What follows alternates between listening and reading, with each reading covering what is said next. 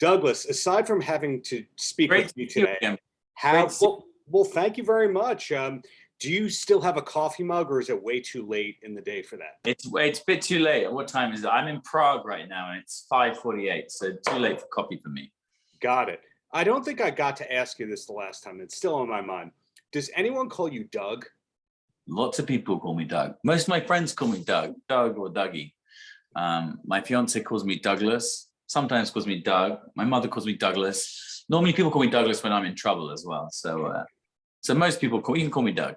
Okay, well, Doug, congratulations on getting a DVD set of this series out. Not everyone gets the DVD or Blu-ray treatment. Did you get to watch any of the bonus materials, or is it kind of like, I did that, I lived that, let's move on? I don't know. Are there bonus materials? I hope there are.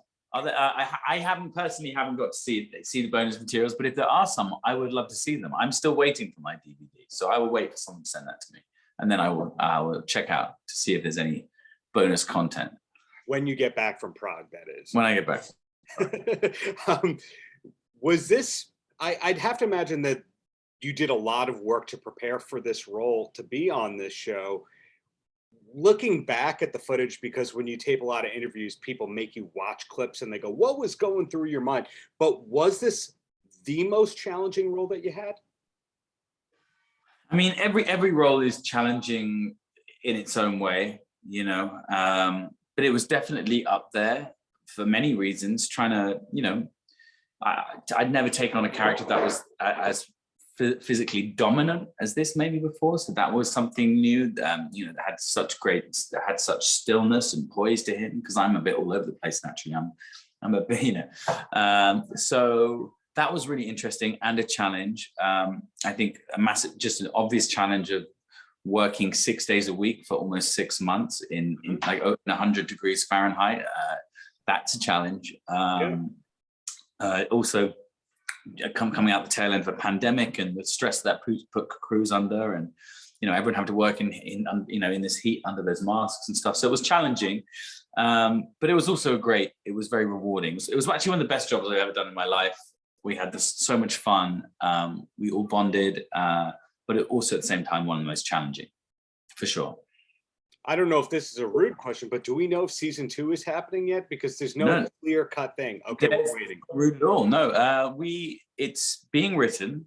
They're writing a story, and then they are going to be presenting it very, very, very soon, I believe, to AMC, who will either greenlight it or not. But it looks like it's going in that direction. I can't read their minds, but from what I've heard, I've been told to keep my diary free, so I think it's going that way, and I'd love to see the character through, and I know a lot of other people would too. So, but it's not 100% confirmed. I don't, you know, that's above my pay grade. But if they want to make it, I will be there with a smile on, and or in Red Bill's case, maybe not a smile, but hopefully it does happen. But if not, your IMDb page says Gore, Promised Land, The Last Planet, Unwelcome. So you're not vacationing in Prague, I would have to imagine. No. I start in a couple of weeks on Michael Winterbottom's movie Promised Land. When he's a great filmmaker and an auteur I've loved for a long time.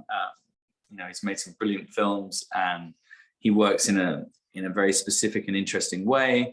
So I'm very excited to start filming that. But yeah, no rest for the wicked, I'd say. Except if we follow your Instagram account, because for your 30th birthday, you posted about sleeping, that you still have a hard time waking up. So there is some rest for the wicked, assuming you a little rest for the wicked, a little. Your Instagram account also had you going to Glastonbury. I assume that was for pleasure, not for business. No, I mean, I would say it's pretty much all pleasure, Glastonbury. A lot of pleasure and a lot of fun. Yeah, I've been going every year since I was 16 years old. I've never missed one. And the bane of my agent's life, trying to carve that out every year.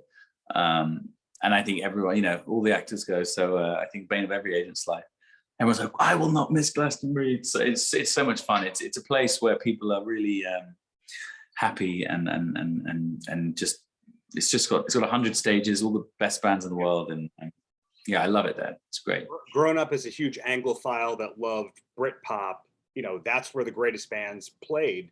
What was a standout set or two that you saw at this year's Glastonbury? You know what? The one that's stuck in my mind and is most profound is actually Kendrick Lamar was brilliant, but also, of course, seeing Paul McCartney when he played some of the Beatles classics. I thought, Sure. that was very special. Maybe one of the last times that'll happen.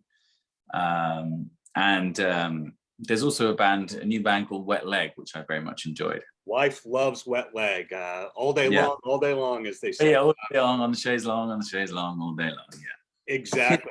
Well, the whole world wants to speak with you today. So the last question I got before you go is, will you be seeing the stadium tour live anywhere in the States, or are you holding out for the European tour of it? Of what? Sorry, what tour of what? The stadium tour. I mean, let's face it. Is that the ABBA? Well, what's that? Is that ABBA? What is the stadium tour? Oh, here, the Motley Crue tour, we call. Oh, the Motley Crue, the stadium, sorry, the delayed one. I'll be seeing it. I'll be seeing the stadium tour multiple times. I was supposed to be going, and then it obviously got delayed. Is it happening now? It's happening is it 2022 it's happening, or 23? It has been going on. It captures all the headlines here, and the rumor is it's eventually coming to Europe. Well, I will see it in Europe too. I mean, I would love nothing more than to sit down with Nicky and Tommy and the rest of the band again. I'm actually having straight after these chats, I'm talking to the producer of The Dirt, having a big catch up. So I'm sure we'll plan our trip to Jeff see. Tremaine, is that? That is Eric Olsen. Oh, nice. Eric Olsen. So we'll be talking to Eric. Yeah. Well, I look forward to the next project, whether or not it involves Eric Olsen, but congratulations on getting a documented DVD and Blu-ray for this great show. Thank you very much. Thank you. Take care. Paltrocast.